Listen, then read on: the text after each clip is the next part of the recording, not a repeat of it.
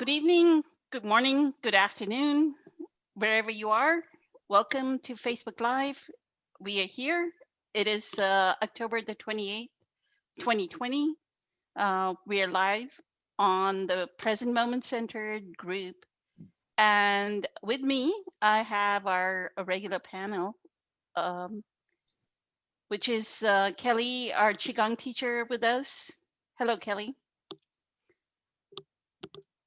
We have April, who is a psychic medium, a Reiki healer, a channel. Welcome, April. And then we have Travis, who's a musician and a spiritual teacher in his own right. So, good evening, Travis. Honor and a privilege to have all of you, as well as Eileen, who is going to provide her own insights as well as keep us all streamlined and cohesive, running smoothly.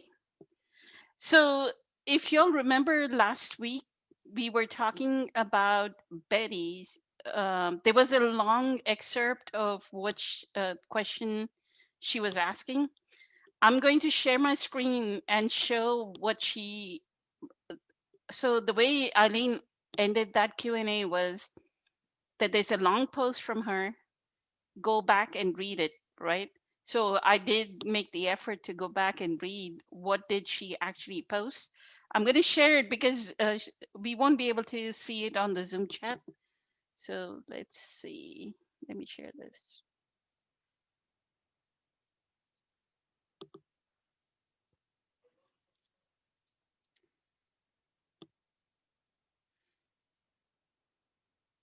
Okay.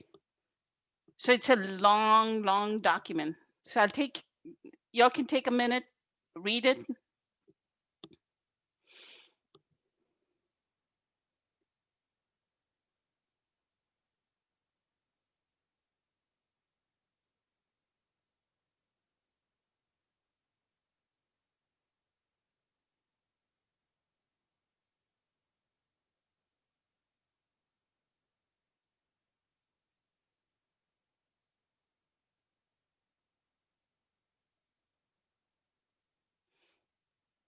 I'm going to scroll a little bit.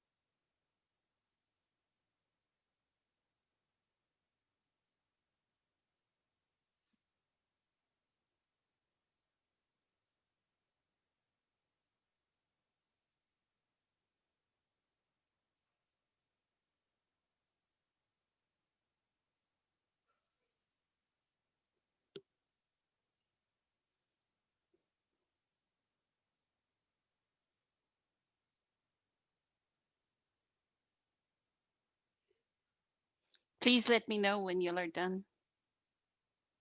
You good?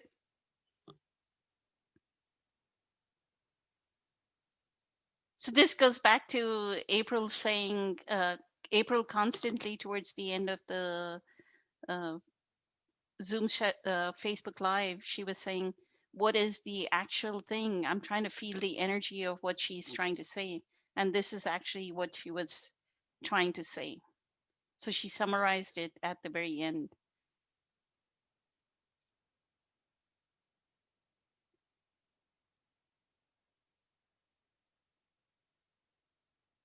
Ready?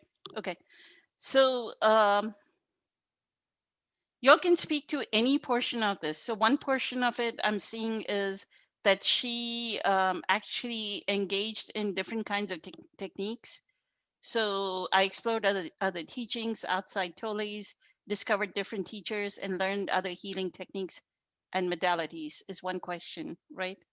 So then ultimately are we truly awakening, or are we creating more confusion and separation because of our beliefs, and because our understanding of the one consciousness is only an idea, a mental concept, intellectualizing it, and something we have yet to experience in the depths of our being? So I'm going to stop the share so everybody can see the speaker.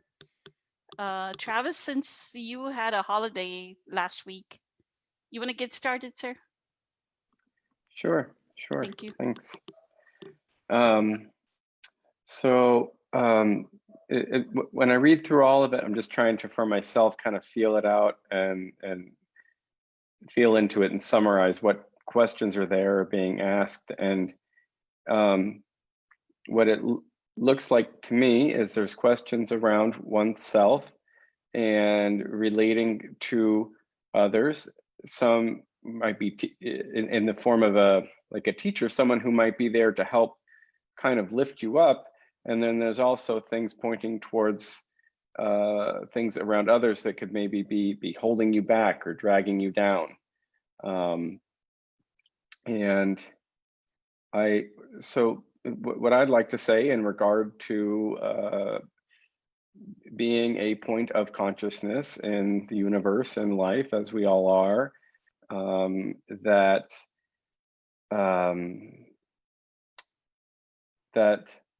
ultimately everybody and every thing we encounter, every experience we have, is and can serve as a teacher. And if we're able to regard everything and everyone we encounter that way, we find ourselves grateful, not for part of life, but for the whole of life. And we can see the ultimate or the absolute, or whatever you want to call it, in the other. And so because ultimately, if we regard it, if we appropriately, every situation, everybody is going to help us in some form or other get to know ourselves on that deeper level. We can use every situation we encounter to kind of pivot into a deepening state of awareness and self-reflection.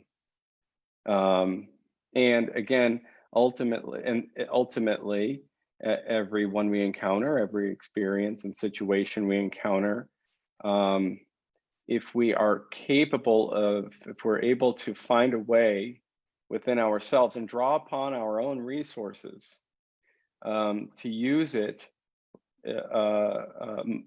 most skillfully, most effectively, it's going to help us move deeper into a state, a space of our own independence. And I think that all of the teachers out there who might realize that they are teachers, they're capable, they're not just teaching us, they're not a cautionary tale, or they're someone who might be in the form of a spiritual teacher.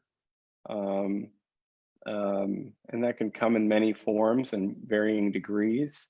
That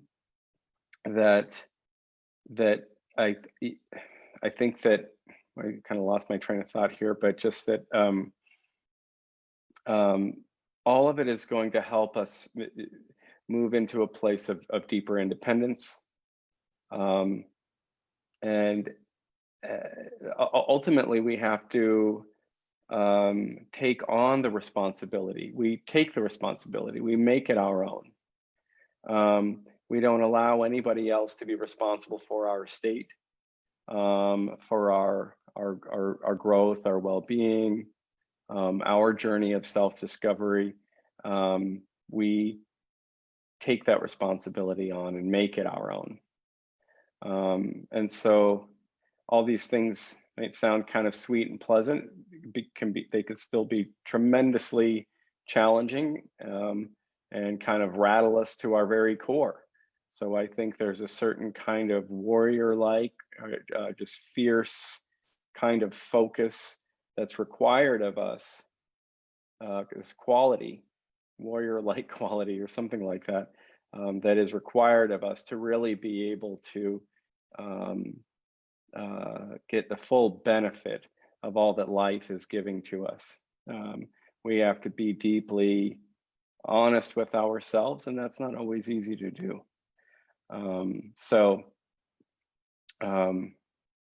But it sounds that, it's nice to be reminded, I think, that we all can indeed come into a space where we don't have to be fearful of others or worried about others, because we realize that there is a place inside of us that is not can't be threatened or can't be overpowered by another's energy, mind, ways of being. And so I think that if we can remember that, then we might be better able to find that space within ourselves and be better able to discover the teacher that is alive within us and access that. And so whether or not we're encountering anybody else, if we're alone, we can tap into the timeless teacher, the formless teacher that takes an infinite myriad of forms and finds any which way it needs to reach us, to help us along, to help us kind of unfold into our ultimate blossoming of consciousness of who we are. So I hope that's of some use. That's all I have to say on that. Thanks. Thank you, Travis. Mm-hmm. So it's more about let me focus on my depth, because the wisdom is within, is what you're saying, summarizing. Yeah. And that ultimately, if we're able to listen to what others bring to us in the right way, we can pivot from that and use that to help us move deeper into ourselves and be grateful for them, whatever they bring, even if it might seem ugly on the surface. Perfect. Thank you, Travis. Mm-hmm. April, did you have any insights from that huge long passage? Yeah, what I was thinking of was that, she mentions all the different modalities that she's learned, that she's kind of looked into. And what came to my mind was there's many ways to God. There's many ways to spirit. It's not just one way. And I think that you can pull something from all of those. And for me, Eckhart does this a lot. He humbles himself to where he says, basically, if you don't like what I'm saying, or if what I'm saying doesn't resonate with you, then by all means find what does. So I think that's one of the biggest things. And I think all teachers have a little bit of a responsibility to do that, to say, if my way isn't resonating, then feel free to, I always say, to take it with a grain of salt. You take what works for you, and then you just disregard the rest.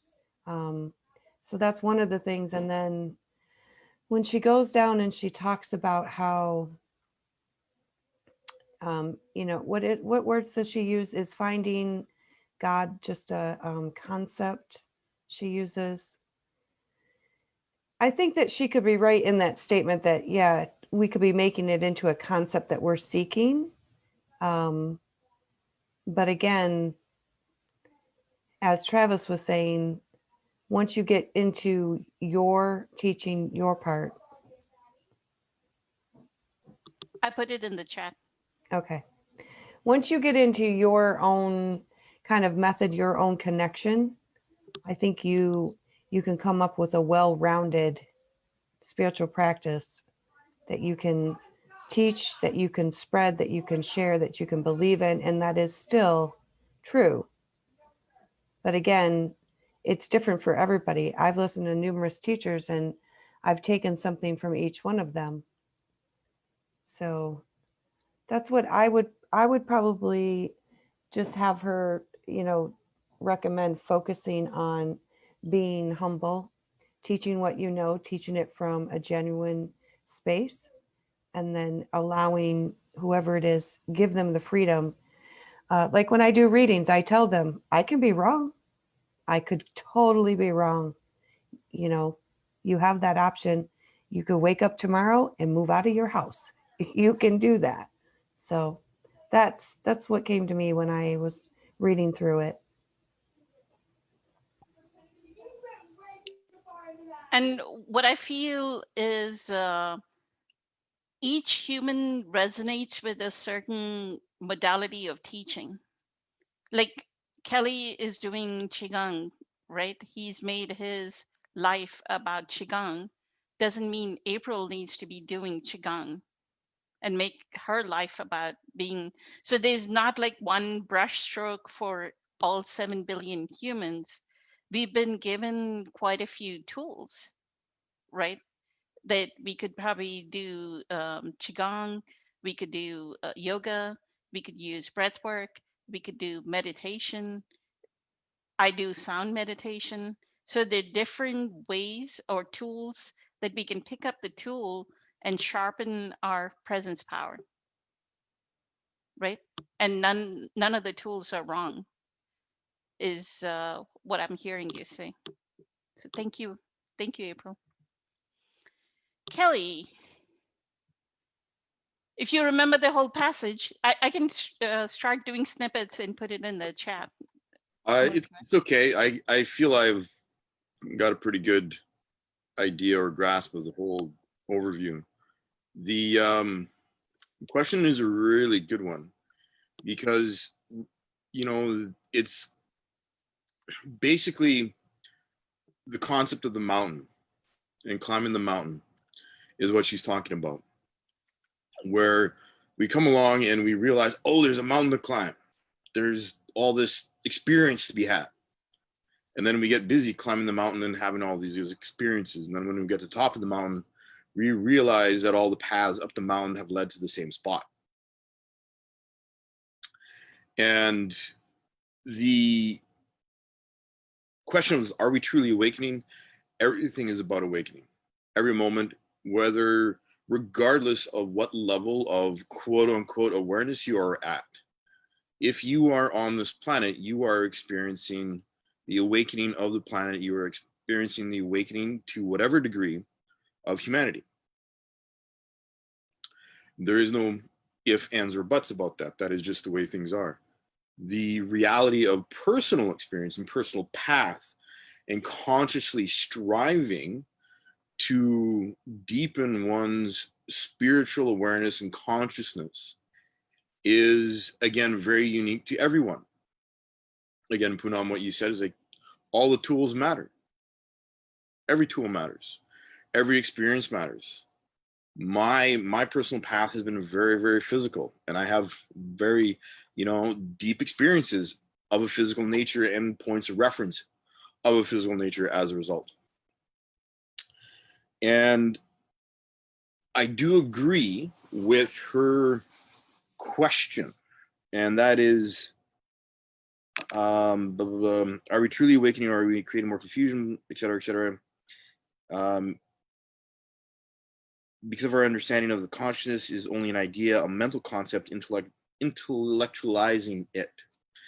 Everything is an intellectualization until you have that experience of stepping through the limitation of going from a mental intellectualization to a physical, visceral, emotional experience. And that's been my experience. And I come from a family of intellectuals, so I have a great deal of points of reference of stepping back and going, oh, wait, I'm feeling something completely different, except I get it, but I see it from a completely different viewpoint now.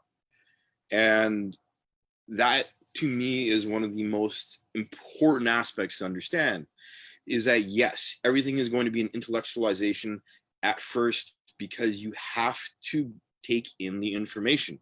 You have to understand what fits for you, what resonates for you, what feels good for you, what you feel actually supports your path and your journey. And from my experience, that has always been the case with pretty much everyone I've encountered. And it's not until a person sort of steps back from all the information, all the intellectual information, into that heart space of feeling, you know, a shift. Because, you know, no matter who I talk to, you know, people sharing their stories, and inside all of those stories are moments of feeling, are moments where someone wakes up to this new feeling inside of themselves, a new appreciation for looking at themselves a different way, and realizing that they've changed inside, that they have awoken to a different and new version of themselves. And so, you know, and Eckhart does do a very good job of explaining this concept. And this is one of the things that I really do admire about his work, even though I myself have read numerous other teachers' works and explored other teachings as well. He does an excellent job at synthesizing and bringing together into a baseline conceptual foundation that teaching of going within. My 2 cents. Thank you, Kelly. What I feel is she is kind of struggling with the fact of how to deepen her presence power with all this information, this conceptual knowledge that is available, right? And she is not experiencing the experience, which is presence. That's why the bottom question, you wouldn't have the bottom question, are we awakening, not awakening, Yes. if you already experience your presence power as a vibrational frequency that is rising. So one of the things that Eckhart says in his obstacles for awakening in School of Awakening, he says we get into the seeking mode, right? This modality will help, and that yoga will help. Let me do some of this. Somebody else comes on our path and they say, oh, you need to do Reiki. Oh, no, you need to do Qigong. Oh, no, you need to. So you're dabbling on different things, and you're continuously in a future moment thinking that the experience is out there, but it's always in already, you are the experience, right? So thank you. Thank you, Kelly, for the insight. I know there's a question, but Eileen, you want to finish off this? Do you have any insights? And we'll come back to Betty's passage again, because there's more in there. So go ahead. The only thing I probably would say is kind of what I was adding at the end last week, on what I had thought maybe she was trying to ask. And it's just focusing on ourselves and our own stillness and our own presence, and not so much what we might need to do for others on that path. I think we can do for others just by doing for ourselves. That's really it. Perfect. Thank you. Thank you, Eileen. So we have a question from Tina. Is God the universe? April, you want to get started on that?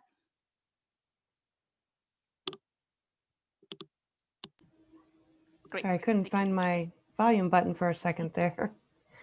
I'm going to say a quick yes, but it also depends on her perception of God. But if we want to make it very simple, God's source is everything. It is the creator. It created everything. And that is my belief, that there is one source. We all come from the one source. Everything comes from the one source. And that includes your sky, your universe, your Milky Way, Earth, the plants, the trees, the bugs. So in short, I'm going to say yes, but probably going to give this over to Kelly. Thank you, April. Yes. Travis, is God the universe? Thank you. I've been waiting for someone to ask me that for so long. No, um, uh, this is a fun question. It's only 4 words, but it's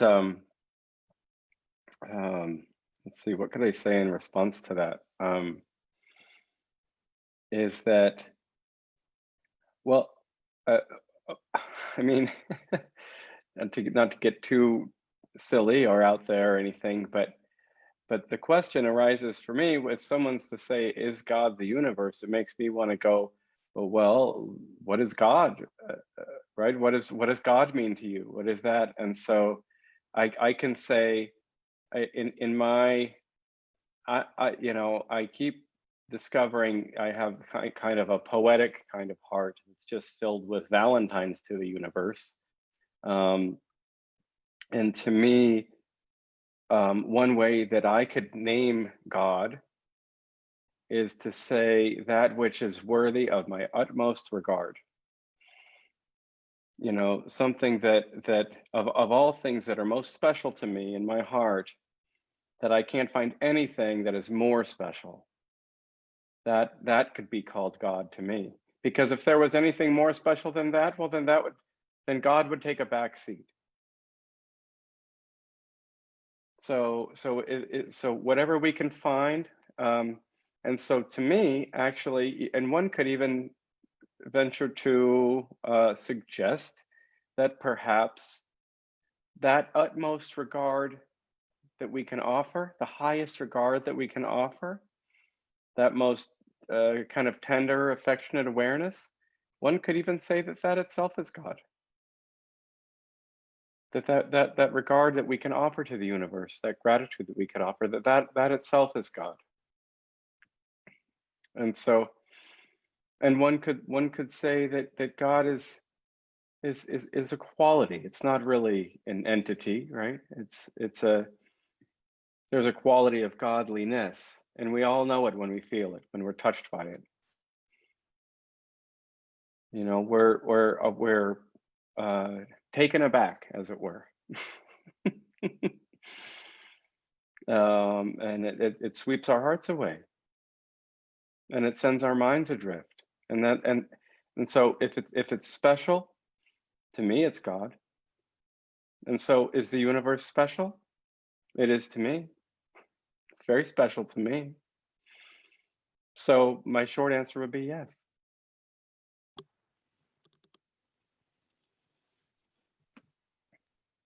I don't know what Eckhart calls it, onomatopoeic. It's a sense of awe, right? Wonderment, the awestruck, the godliness. Thank you, Travis. Kelly, is God the universe? Is God the universe? Again, short answer is yes. The more detailed answer, slightly more detailed answer. Again, Travis, excellent exposition of, what does God mean to you? What does the word God and what does the word universe mean to you? How do you define it? Personally, I like to look at everything as frequency and vibration. And I have for a really, really, really long time. And yeah, I do like the way that Eckhart talks about that sense of awe, because that sense of wonderment is profoundly important to understand, to accept as a gateway to actually being able to feel within yourself the eternal aspects of creation that are present in who you are. And this has always been a key motivating aspect of why I enjoy my physical disciplines the way that I do, why I teach what I do. Tools that they are facilitators, not a path. They are tools to go inward to understand how to feel that space of awe and wonderment. And that is why I teach Qigong, and that is why I teach Kung Fu, because it is not about the Kung Fu, it is not about the Qigong, it is about the open and close of the heart, the open and close of the mind, the movement inside, and that connection to that space of awe and wonderment. and how to listen for it in every moment, in every breath, in every movement, in every connection, interaction, like us all doing this tonight, everyone joining us here on the panel. This sort of sense of wonderment of connection is a very beautiful thing. And being able to listen to that space, the space that we're creating, that we are working with right now, is an aspect of that awe and wonderment to me. And it is from that wellspring of connection to that feeling from which I feel gratitude, and feel gratitude for the connection, and feel gratitude for the space that we all share. So is God the universe? Absolutely. But how do you perceive, how do you feel that connection? My 2 cents. Did you want to explain how do you feel that connection? Whoa, sure. How do I feel that connection? I feel it in my bones. One of the beautiful things that I have discovered through practicing as long as I have is the depth of sensitivity that I have achieved with myself through my connection to my body, through the heightened sensitivity of my awareness, the heightened sensitivity of my nervous system, and being able to listen to all of that. And there's spaces that I've gotten to that I have found nothing written about, which is why I'm writing a couple books, because it's like I have no other point of reference other than my personal experience and certain things that I've found in texts of, either Buddhist or Vedic scriptures and allegories and some of the Bible passages and stuff like that. So there are spaces within us that are really, really important to listen to. And that is why I love my physical disciplines, because they allow me to listen. And that is how I perceive God in the universe, is that space between thoughts where feeling exists, and that information within that feeling of that space in between thoughts. Thank you, Kelly.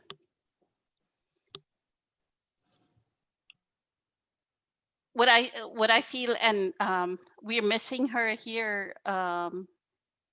Louise couldn't make it this evening, and Caesar couldn't make it today. I have never met Louise in person. The same thing with Eileen, never met in person. But there is so much connection, deep connection. Like, I'll think of Louise and I'll look at my phone and she would have messaged me or sent me a picture of another soup from the medical medium book, or another picture of juicing from the medical medium book, right? So there is such a deep connection. I mean, how can we not be inspired, all filled, like awe-inspired, right?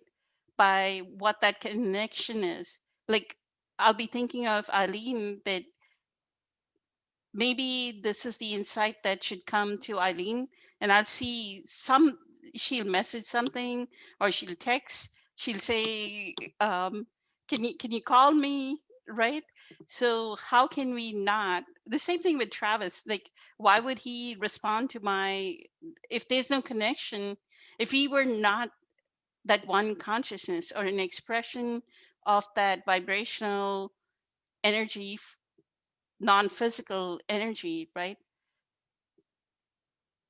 Connected to source. How would we make these connections? How would we resonate with each other? How would we have that receptivity, right? So we're missing you, Louise, if you're out there. And good evening. Same thing with Caesar. He's not here, but I'm sure he's here with us in spirit. He was in traffic, the same as you, Kelly, the last time. And he said there is no way he can make it back, but he'll be here next week. So we're missing both of you.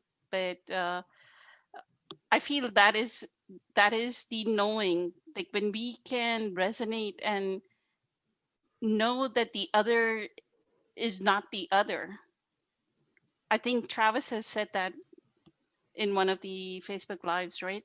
Somehow with that connection that Kelly, you were talking about, we come to that feeling realization, right? There is no other, that I'm so connected that I can just make these, it's almost like, you know, on switchboard of a telephone system, how you make, you know, it goes tick, tick, tick, tick, tick, and makes all those connections. That's how we are. Electromagnetic frequency going from our heart out into the world and out into the cosmos. Eileen, did you want to? Thank you, Kelly. Eileen, did you want to speak on is God the universe? Thank you. Guess I'll start like everybody else. Short answer, yes.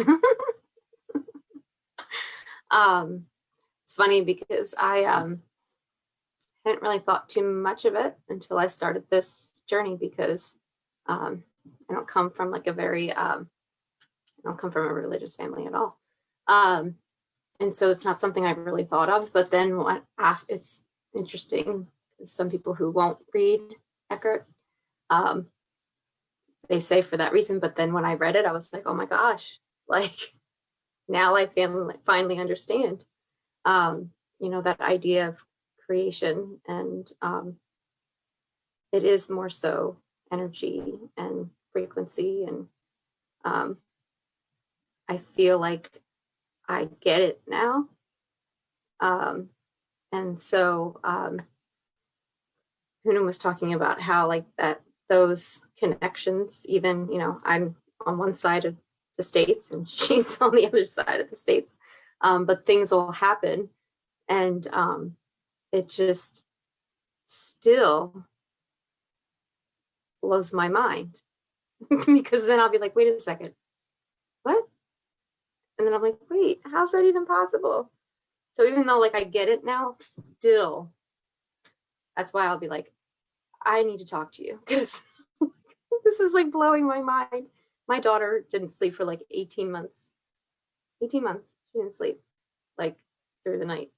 And she comes to our Friday night meditations.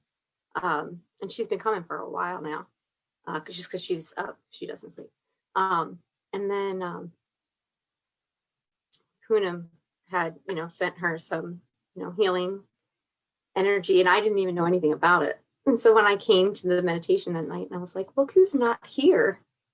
She's been sleeping for like 5 nights. You know, and then I'm like, oh my gosh, that totally makes sense. Because like I didn't know that she had done that, but I mean, she's not here right now. She's on like night 8 or 9 now of sleeping. But yeah, I think it is. And we have a lot of feedback in the comments about this one. Just people being grateful for the answers. But yes, I do believe so. Thank you, Eileen. So let me check the time. Okay, we have some time. So one of the things that I noticed from Betty's, like April kept saying, right? What is the energy that is coming through from the post? And if you all remember last week, Betty had written like quite a few long posts, right? So we were parsing through all her very long posts. So one of the things that I see is a kind of confusion with,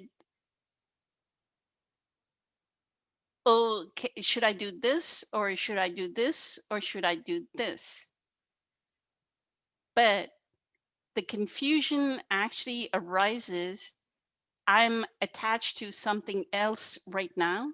So I am not able to accept a certain modality, right? Because once you know the truth, whether you do Qigong or whether you do yoga or whether you do the sound meditation, everything will have the same level of experience. I love doing Qigong. I love doing yoga. I love doing breath work. I love doing sound meditation. I love sitting in nature. So the tools that we've been given can be exchanged one for the other, right? So that's another attachment that I see, that she is, and what I feel is the attachment is a religious, um, how much, so this is the question I want y'all to answer. How much does your attachment to your religion, or you're still regurgitating the dogma of the religion, prevent you from fully participating? Like, if I was still attached with being a Hindu, I wouldn't be able to, if Kelly would teach me Qigong, I don't think I would be able to accept the teaching. Does that make sense to all of you? So I want you all to speak to how does the attachment to the religion, can we be so, and this also comes from a question that yesterday somebody asked Eckhart, that they were Catholic and they are having a hard time accepting Eckhart's teachings, or how can they use Eckhart's teachings, but they are so attached to their Catholic upbringing and Catholic process of going to the church and going through the mass and whatever their process is, right, in their religious practice. So I have a feeling that there is some of that as well. So y'all can speak. I don't know if I'm reading too much, but I was just into April's, what is the essence? What is the essence of this questioning, right? Why is there this questioning? So Kelly, if you wanted to get started and then we'll go around. Thank you. Is that a good insight, that maybe that is what is preventing her from adopting the tools of presence? Sure. Short answer, yes. Personal analogy, personal experience, that this is the same thing that happens in the martial arts world, which I've experienced many, many, many times, where people get into aggressive discussions or disagreements, shall we say, about which style is better, when it's actually irrelevant. Because if you do not understand how the body moves and how it's all just variations of the body opening and closing the joints, then you're still stuck and attached to your teacher's teachings or your teacher's lineage. This is a big discussion in the martial arts, even in Qigong, in terms of lineage and how important lineage is and why. And I completely agree with what you said, Poonam, in terms of the attachment being the key element, because it is always attachment, every single time, that is the impediment, the barrier, and the source of resistance to accepting any kind of information.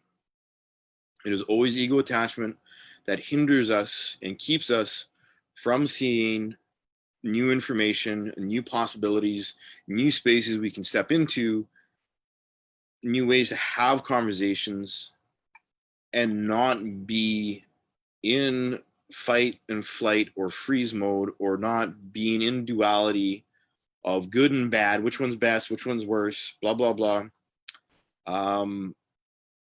My mom is Roman Catholic. My dad is a Mennonite Anabaptist. So, and, I am neither, not by a long shot. So I, personally, yeah, attachment to, truth about awareness has got nothing to do with religion. Every religion in the world is a beautiful mosaic of man's poetry at trying to come to terms with this vastness of human experience and the elements of the divine that we obviously all feel and can experience. And it's been my journey in the martial arts the last 35 years of realizing everything is just variations on a theme, variations on a very solid, common, eternal common denominator, which is listening to what's inside and feeling. Any kind of movement that we make is predicated or not predicated, but every movement that we choose to make has a thought and a feeling and a concept and an energy before we actually choose to make that movement. Even as I do jazz hands on the screen here and stuff like that. It's, the whole thing about attachment is that it is a key element of the illusion to the outside world. When you go inside and you can listen to the feelings and the feeling of that space between thoughts and even between feelings, you begin to understand the depth and the vastness of human experience. And to be perfectly honest, the human mind will resist. The monkey mind ego will resist. Your emotional defense mechanisms will resist when they are presented with something that opens up that door. It's the classic human condition. It happens in big ways. It happens in really small ways. And yeah, if someone who is a devout Catholic or who is a devout Mennonite, my grandfather was a Mennonite minister, so there's a lot of zeal that I experienced growing up. It's an experience to change that mind. And when my Mennonite grandparents discovered that I was into Buddhism, boy, did I get a lot of flack for that for a while. And then I finally asked them, it's very simple. Do you believe I honestly love you any less just because I am looking at this information? And it stopped them both dead in their tracks. We were having breakfast before, going to church, and we're having a conversation about Buddhism. And I was like, do you feel that I love you any less? Do you feel there is any less love in me? Are you getting less hugs? Are you getting less smiles? Am I angry with you guys? And it just stopped them dead in their tracks and went, no, we do not feel any less love. And I just said, and it's that simple to me. It's got nothing to do with Buddhism or Christianity or Taoism or Islam. It's about the love.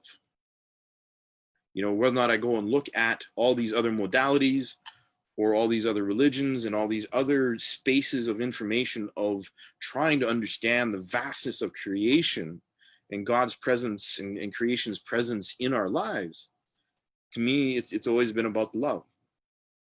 And that's how I related it to my, at the time, very rigid Mennonite grandparents. And the beautiful thing is that a couple of years later for Christmas, I got a book on living life by the Dalai Lama from them for Christmas. So that was like, oh yeah, and a little teary-eyed here just remembering that moment in time, because I was like, I had no idea that my grandma and grandpa had actually shifted that much and had actually accepted what I'd said that much.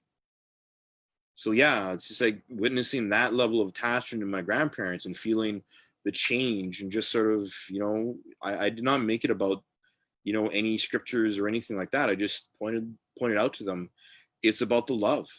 Do you feel any less love?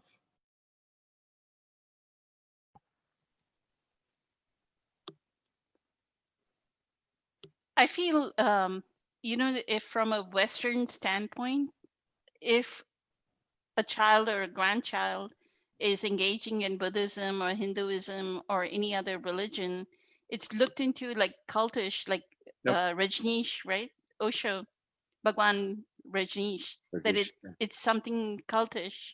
So that's the fear that exists in. So look at that limiting belief. Since we always talk about limiting beliefs. So if you're from Western origin and your child or grandchild starts to get down this path, what I'm seeing is now they're seeing the grandchild. Point of fact, if I may add, my grandpa actually handed me a book on cults. Literally a month after they discovered I was, one of my books on Buddhism, big, thick, anything that is not Christianity as a cult. Boom. I was like, boom. Okay. On target. On target, I picked up that limiting belief that they would have. The other thing, what I feel is, so people in the Philippines, people in, I think Indonesia is more Muslim, right? Yep. But if you look at right from past Europe, like you start moving east, right? India, Pakistan, China, go all the more east, go to Cambodia, go to. I feel that the core of that collective is very Hinduistic, Buddhist, right? Even if they're Christian. Yep. So when they start to go towards Christianity and embrace Christianity, something is always going to pull them towards the Buddhist kind of teaching. Yep. That's what I feel. Their collective magnetism, because it has for 2,000 years, Buddhism has been so prevalent in that area. I'm sure in Indonesia, even though they're Muslim predominantly, even the Muslims kind of like go in between. The reason being, I went to the people that do my nails, right? The nail shop, they're Vietnamese. And she looked at my ears and she said, "Oh, they're long like Buddhas." I went, "So are you Buddhist?" And she goes, "No, I'm Christian." So even in spite of being Christian, they still know the basic fundamental of what is Buddha and what is his teachings, right? So that kind of confusion is already there in humanity. They didn't take all these modalities that you're superimposing. So you almost have to set aside your religion and kind of disengage from it. Do you have the courage to say, I'm going to embrace Eckhart's teachings from here on out and kind of disengage a little bit from my religion? Can I be okay with not attending church? Right? Or if I'm Hindu, can I be okay with not going to the temple? If I'm Muslim, can I be okay with not going to the mosque and praying and just focusing on Eckhart's teachings? That would be the ultimate disidentification, right? That would be the power of the presence. So let me move to Travis. Thank you. Do you have anything else, Kelly? Just a little. Go ahead. Go One ahead. Go ahead. a Thank you. couple of years after all of this happened, my grandpa told me a little secret. He said, you know, he literally sidled up to me and he's like, "I'll tell you a little secret." I'm going, "Okay. I know that you know I'm a minister, and I know that we've had our differences about, you know, you doing like the Buddhism thing or like not coming to church and stuff like that." I'm like, "Yeah, okay." He's like, "Well, to be perfectly honest, I find that I'm closer to God when I'm in the garden than when I'm at church, when I'm in Perfect. nature." And I was like, Beautiful. well, wow, okay, yeah. It's like right. So, yeah. God is the universe in the garden. Yep. Thank you. Travis, religion as a impediment to knowing of teachings like Eckhart's, embracing New Age teaching. Right. If you want to speak about it. Thank you. Sure. Well, I mean, I think that there is the teaching, right, which is timeless, right? There is it can take many forms. It can be expressed in many ways, but it's never any less vital. You know, it's no less vital on, you know, whatever day or whatever year this is today, right, than it was, say, you know, 2,000 or 10,000 years ago. Is not one iota less meaningful, or as it would be off into the future, right? In whatever span of time, however long or short. So that is the teaching, and so to me, all of the wisdom traditions or religions down the ages in the recorded history of humanity, it seems by my reckoning that they're all formed around some kernel of truth, around some vital teaching.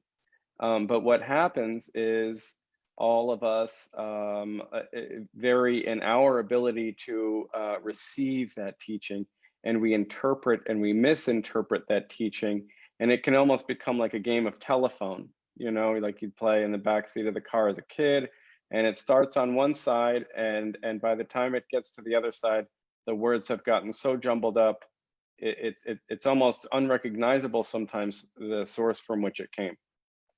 And so so that can happen. It's worth noting and being aware that that can happen, because these teachings are being passed down and passed around through the lot of us who are in dire need of these teachings and only so capable of receiving and interpreting them appropriately.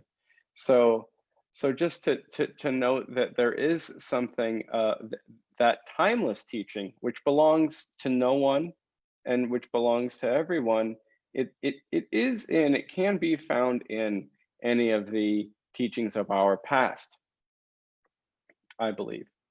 And so, but for myself, this is something that I don't like to feel excluded. I like to feel a sense of belonging. I like to feel a sense of part of things. I don't like to feel less important than another. It pains my heart, and I know that we all feel that way. And so sometimes you have these groups amongst humans. We don't realize what we do. We create these groups. We hold something up high. We go, this is special. But not everybody can partake in that. Not everybody can be a part of that group. Maybe it's our ethnic heritage. Maybe it's our gender. We celebrate our gender. Maybe it's our God, our interpretation, our stories and pictures and poems and songs around God, our religion.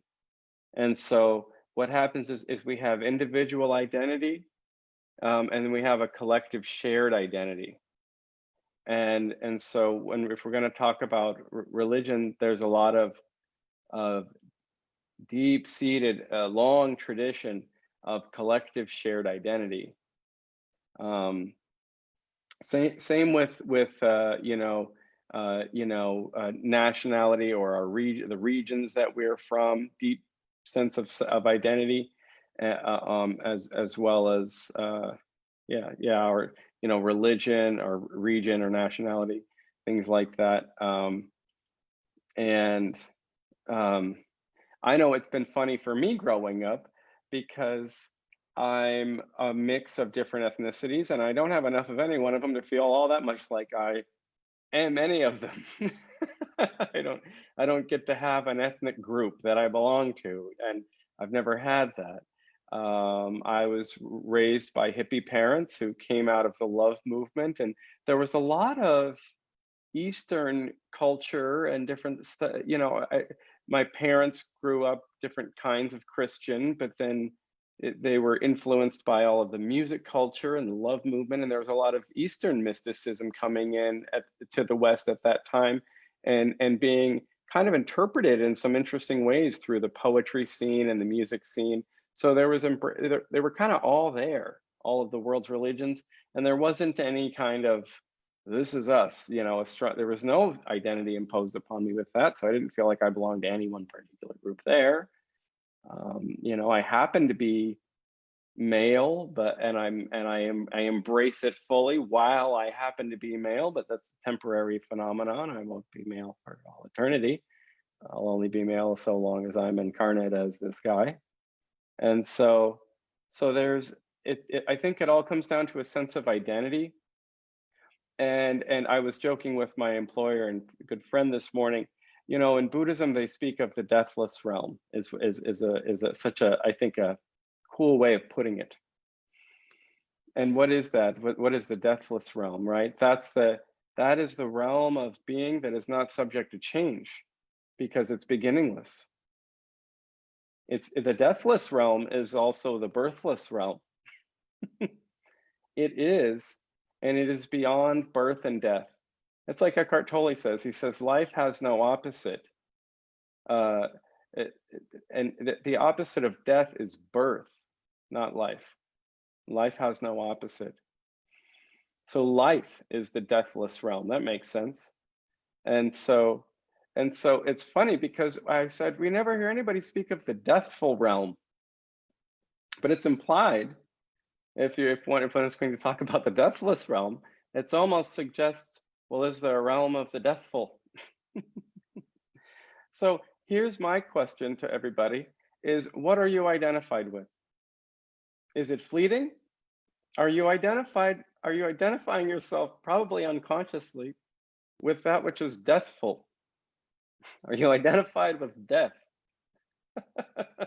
Because if you're identified with being a man or a woman or anywhere in between, that's fleeting. Now you're identified with that which is ultimately fleeting, which is ultimately unreal, ultimately. And same with religions, they don't last forever. The timeless teaching, the timeless truth is forever. But the fingers that point to it, that point right to the teaching, they belong to time. So am I identified with my ethnic heritage? Am I identified with my worldview? Am I identified with my gender? Am I identified with my roles? Because if we are, then we're identified with the deathful realm. And I say, and this is just one voice saying this, and take it with a grain of salt, I say that's not who you are. You do not belong to time. That which belongs to time will be returned in time, and you will be no less who you are at that time. So it's easy to have our sense of self and our sense of identity.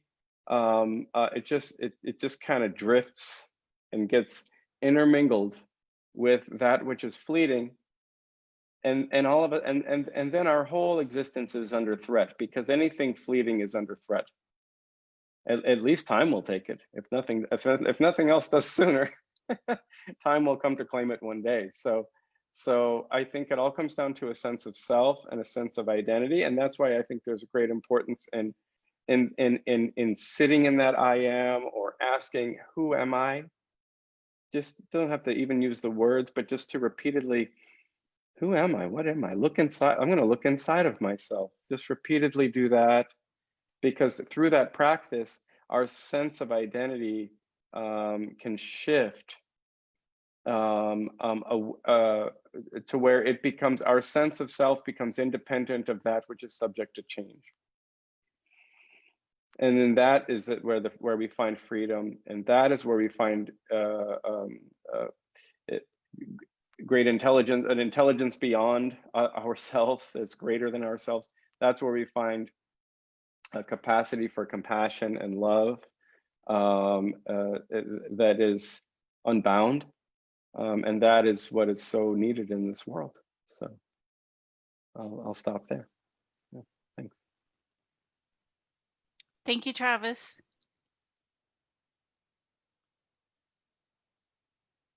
You know, I don't remember if it is Seth Speaks or The Nature of Personal Reality. What Seth says is, in the other past life, so we are into 7 moment points, right? Some of them are past lives, some are future lives. We could be like, you could have been female in the past life, like exactly in this moment you're female. So you know, this identification that we are identified, we look at this Maya or illusion and think this is real, but it's not. So beautiful. And what I'm noticing is from Eileen's response and Kelly's and yours, it almost is like all of us don't have a very strong religious orthodox background. We are kind of like mix and match, whatever mishmash of religiosity that we were exposed to, right? I was never raised in a very religious, I kind of understand the Hindu concepts, but never very religious. So it was very easy to absorb, to disidentify from the religion to the point that I don't even have to go visit a temple. At least when I was in India, I would go visit the temple on and off, kind of. But now I don't even feel the need, and there's no guilt that, oh, that's the other thing, right? If you were Catholic and you didn't go to mass, the guilt of not attending church. So thank you, Travis. Beautiful. April, I'm sure April is going to have something on religion. Yeah. Go ahead. Thank you. So I'm trying to figure out where to start. When I was a child, my family wasn't overly religious either. But as a child, up until my grandmother was actually murdered, I would go to church with her. And we were Baptists. And when my parents got divorced, my brother and I were no longer allowed to come to the church because my parents had divorced. So I do have a Baptist background. And when I started my journey of, spiritual healing and spiritual growth, there was a huge conflict of, this is sin and that is sin and don't do this. And even when I had to divorce my first husband, that was a whole crisis in itself because that's a sin, right? It's a sin. And then when I realized that, and my mother was always open to, she always gave us, like, you don't have to go to church to have God. God is not in that building. He is not,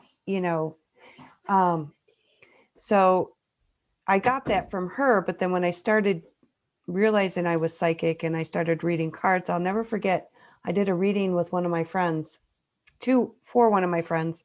And I know she is very like Christian, like very, very strict. And I said to her, I said, why are you letting me read you when I know what you believe? And she said, well, I believe that you have abilities, but I believe they're coming from the devil. So I'll never forget that, her saying that. And so I did have that clash when I was starting on this journey and I was learning and gaining all these abilities and learning all these things that, is this a sin? Is this wrong? Am I, but to me, one thing I remember as a child in that Baptist church is it just never made sense to me. It never made sense to me that if I'm God's child, why are you burning me? Why are you, I don't get it. I just never got it. It did. And so I had that core dissonance in the beginning. Now, many people don't. They believe very firmly to their core. And if you get into this field, it does cause that strife. It does cause that. But being that she's in this and she's being this teacher and she's into these other things, my biggest suggestion to her would be listen to what is your truth inside. You will know that truth because, like I said, as a child, I'm sitting there in church and I'm being told that if I steal some gum, I'm going to be burned. What? Really? How does this work out? I don't get it. And then, I'm inherently bad. Really? That makes no sense to me. But I think that if you truly, truly listen deep down inside, and as she says, in her sentence there, that if you know who you really are, and Eckhart teaches this, if you know who you really are, which is soul, you are a soul, you are part of God. And if you truly know that, then you know that you are good, that God is good, that we are all good. And if you teach from that basis, and during the day too, one of the things that I do, like I do not go to church, but I pretty much talk to God all day, right? But one thing I like to do when I can do it here in Michigan, which is always freezing here, is I go outside and I just stare up at the sky. And I do that, you know, that phrase where they say, you know, it's the timeless and it's before thought and it's all. And I'm like, what does that all mean? That's just like, seriously, what does that mean? What do you mean, no thought, no thing? How am I supposed to get that? But I actually went outside and I've been practicing that. Like, okay, I just want to be in this energy with no thought. And there was never a thought. And I don't have any thoughts. I have no ideas, no concepts. That is so peaceful and so calm. And that is the true essence of who you really are. And that is without you religion, that is without school, that's without all of it. Right? So that is my take on it. That's the perennial philosophy that Travis was talking about, that thousands of years, every religion, every spiritual teaching is always teaching that exact point, that 0 point of thoughtless, choiceless awareness that Sri Krishnamurti talks about. You know, I said something very radical. I said, can you actually not go to church and be okay with it? But you can also go to church and still read Eckhart's teachings and extract the spiritual knowledge from Eckhart, and then take the spiritual knowledge out of your religion and apply it to your life. I actually watched Gnosticism, the great courses on Amazon by Professor David Bracke, who's Dr. David Bracke. I should say it correctly. I apologize for that. And he said the Gnostics actually knew how to raise their vibrational frequency. There were hymns sung and periods of contemplation. So there is a spiritual aspect to Christianity that is truly in the religion. I'm sure it's the same thing with Islam. I know Hinduism and Buddhism already everybody is very familiar with. There's a strong meditative practice in Hinduism and there's a strong meditative practice in Buddhism. So those religions already contain, like, very well known. So there is a spiritual essence in every religion, but can you extract that and or take Eckhart's teachings and get the spirituality out of your religion, right? And it's not about you'll be burned if you steal gum, right? Or you get divorced and you'll be burned, kind of thing. I think the we were born sinners is more based on you know how even in the Vedantic tradition it said, and Eckhart has said, that we were born with karmic accumulation, dense karmic accumulation, right? That's what we are here to unravel, the limiting beliefs that we were already. I think that's what the born sinner is.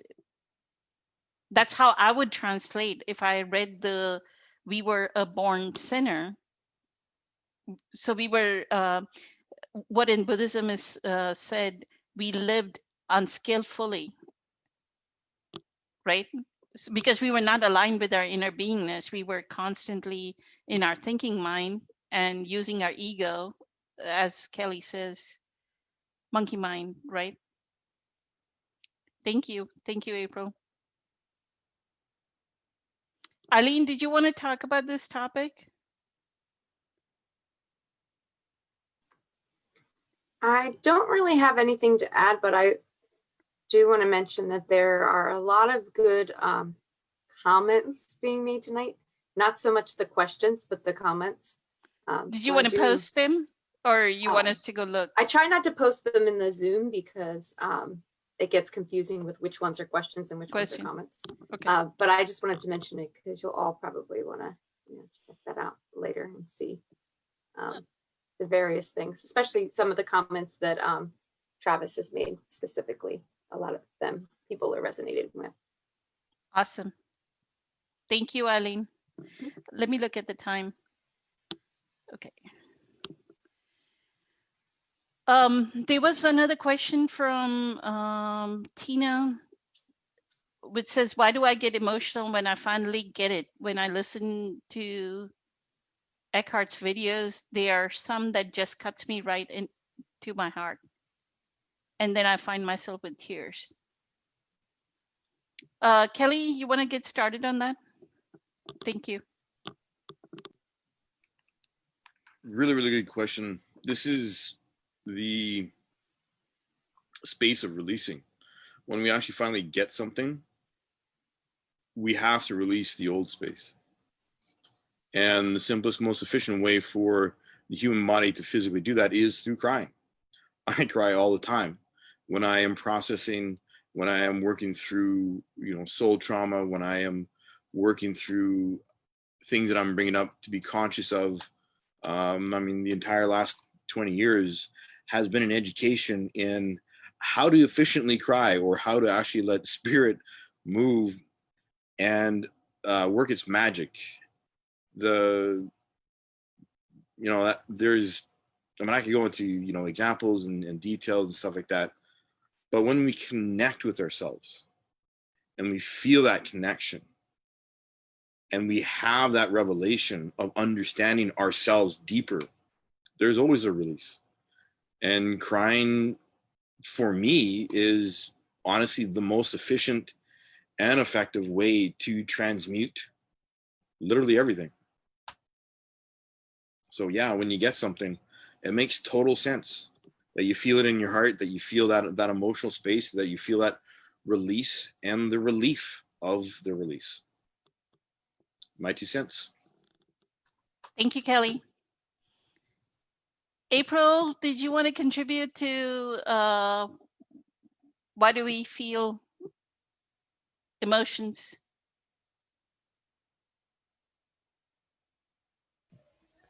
No, I think Kelly Thank you.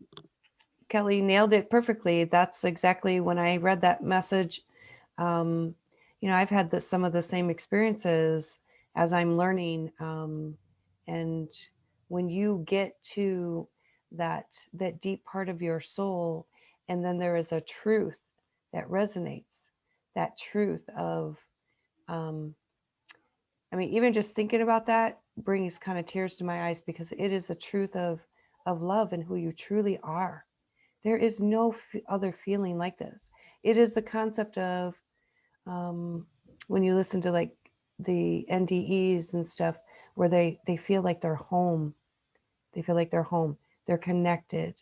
And it does bring tears, and it does go right to your heart. And then you get this moment of, and maybe you forget the moment after that, because you get involved in your dishes, or like my children they're going crazy outside my door right now. And I got laundry. And so maybe you forget that moment, but in that moment, there is no other feeling. And it is a feeling of just true love and connection. And yeah, it will bring tears to you. And it teaches you get that sense that you are truly, truly loved.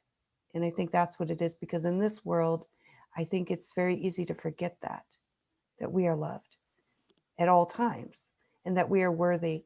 We don't have to do anything to be worthy. We don't have to measure up. We are just simply loved.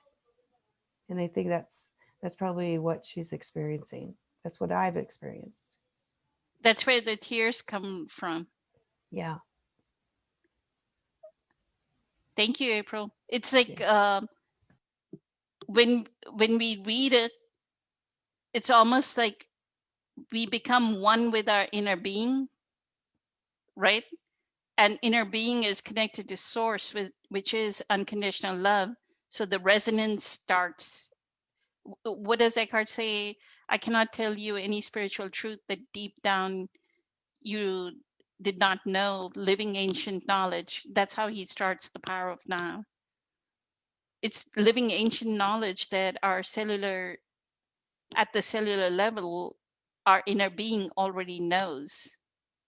And it is sending us signals all throughout, whether we were a baby, we were 2 years old, 3 years old, every time that we were the word is awe-inspired, it was always there, right? The inner being is always there with us. Whether you're 10 years old or 20 years old, 30, 40, 50, 60, 70, however old you are, your inner being was always there. That beingness was always there. That spiritual background was always there. Thank you. Travis. Yeah. Here, I'm just going to glance at the question again real quick here. I'll just read it again too. It just says, why do I get emotional when I finally get it? When I listen to me?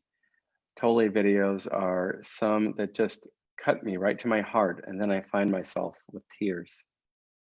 And so I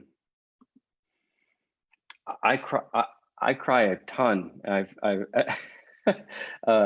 I've probably overdone it even in my day.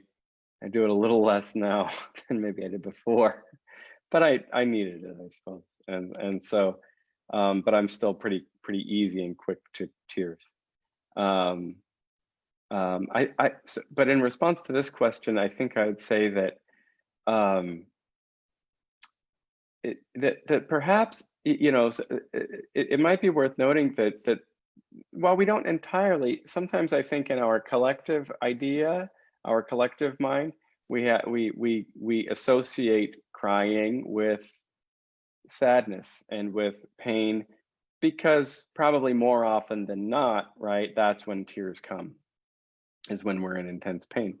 But I think that if we can, but really what it is, it's almost like there's something in us that just fills up, and it reaches a limit, just like a glass of water, and it gets all the way full. And if it gets too full, it'll pour out of your eyes. And so, so I think there's just an overflowing that happens. It just pours right over out of the top. And that's a beautiful thing. And I sometimes it's with painful emotion, but sometimes it's with gratitude and being touched on such a deep level. And I think that's what she's referring to, is that feeling of, and like kind of what you were just saying, Poonam, is like with that, I'm not telling you anything that you don't already know. Is so it's that part of us that recognizes that depth and that power of that teaching just gets hit right in the middle, and tears come out. And it's a beautiful thing. I think it's not uncommon when people are having profound spiritual experiences, because they might be being reached and touched on levels that maybe they forgot were there, and and until they're touched and reawakened, and that feeling of having that part of them, those deep recesses of their being, of who they are, touched and reawakened in those ways, it's just, what could be better than to be, I would say, re-alivened? I don't think that's a word, but to be, you know, to be maybe it is, but just to be made alive, come to life in those deep spaces inside of who we are. And so I just think that's something to honor and to celebrate, and that's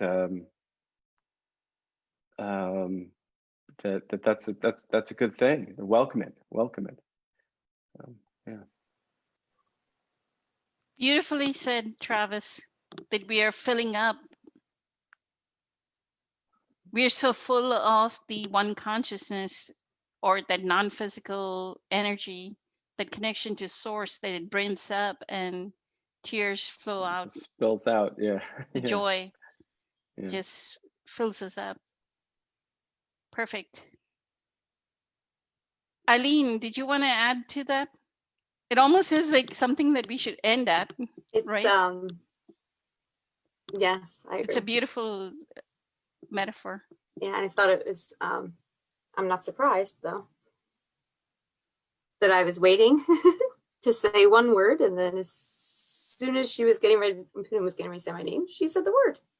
That happens all the time. What did I say? I was just gonna say joy. Like, that's what I was sitting here thinking that whole entire time. Because to me, that's like you have that sense of, you know, people say tears of joy, but it's like you have that sense of love and joy because, you know, you understand something, things finally make sense. I know she's been talking lately about being grateful for all of it, even the bad things that have happened. And I'm going through that, have gone through that myself, you know, being grateful for all of the lessons and every aspect. And so when you finally get that after all the trauma and all that, it's very freeing and very joyful. And so I totally get it, Tina. Totally get it. But yes, joy. And for me, something that I experience a lot also is like, a lot of people call them like goosebumps. So like sometimes I'll have like an entire day where I feel like I have them the entire day. It's just like that, you know, that energy, that connection. But that's it. Perfect. Thank you, Eileen. So, in summary, what I would tell Betty is find a modality that works for you. And I'll go around with everyone so that y'all can do your expert commentary on it.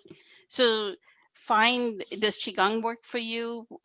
Does yoga work for you? Does sound meditation, which is what we do during group meditation, which you've experienced, does that work for you? And then start to intensify your presence. Don't think of other people. Don't think what are their limiting beliefs, or that they're excluding themselves from family. Don't think of any of that, right? Work on our presence power. For me, it is sound meditation. I regimentally for years, 2 hours a day. It may not be continuous, but 2 hours a day, I do sound meditation. It may be 20 minutes in the morning, 20 in the afternoon, and the rest in the evening.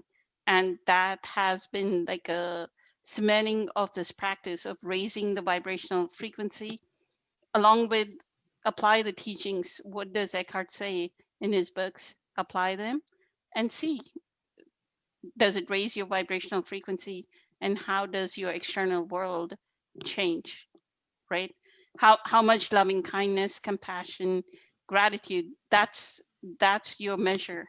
I think Kelly has talked about it quite a few times. That's your measure, that how much loving kindness, compassion, gratitude, joy do you experience throughout the day. That's your measure of, is your presence power intensifying? All the rest is too much thinking mind. I mean, all that was posted is too much thinking, and that is not going to benefit your presence practice. Let's get started. Kelly, quick 2 minute, 2 minute, 2 minute, and then we'll end. Thank you. So the specific question is what? Summarize what we want Oh. to tell Betty as a summary to all her questions. You know, she was the one that talked Yep, about the clairvoyance Yep. and all that, and people having limiting beliefs out of that and excluding themselves from family, creating Sorry, boundaries. I got distracted listening to you and how you're putting things together. So my bad. Summarize. It's all about going inside and listening. Doesn't matter what you're doing in the outside world. It's that feeling of connection to the awe and the wonderment and the things that inspire that in you, evoke that in you. Those are the important things. And that is where the awakening happens. All the intellectual information is just intellectual information. It is not reflective of that personal experience of the inspiration of feeling the awe and the connection. Perfect. Thank you, Kelly. April.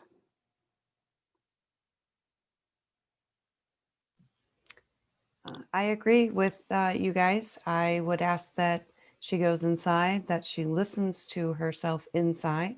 She finds what resonates with her, what is the truth with her.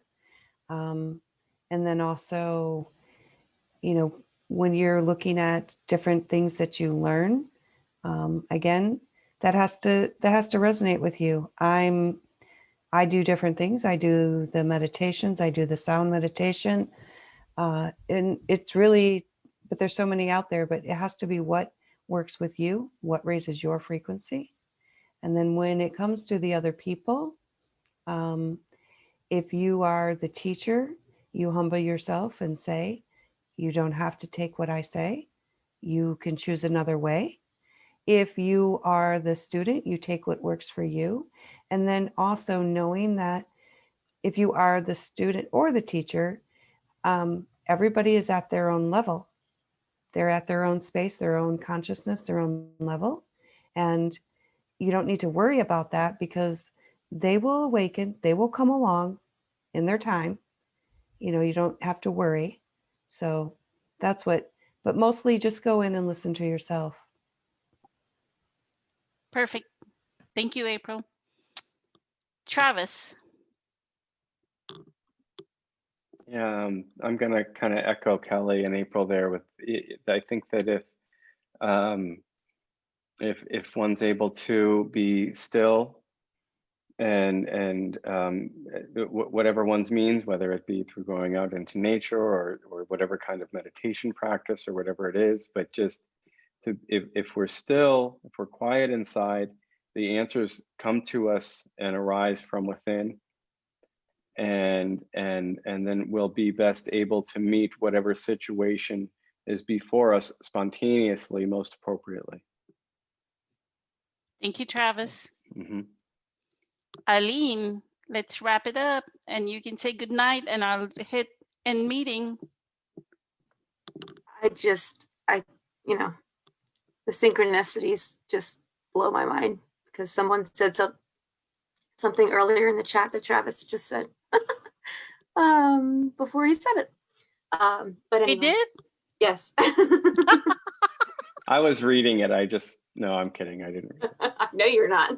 That's why it's so funny to me. I'm like, this is no, I don't really have anything to add to her message, but I definitely would say be in stillness, whatever method that is that works for you. Everyone's different. I have a few things that work for me, but it kind of changes as time goes on. So that's it. Perfect. Thank you. An honor and a privilege. I'm deeply humbled by the insights that all of you have shared and everyone out there. Have a spectacular week and we meet for group meditation on Friday. Many blessings and deeply, deeply humbled, filled with gratitude that all of you were here. Thank you. Good night.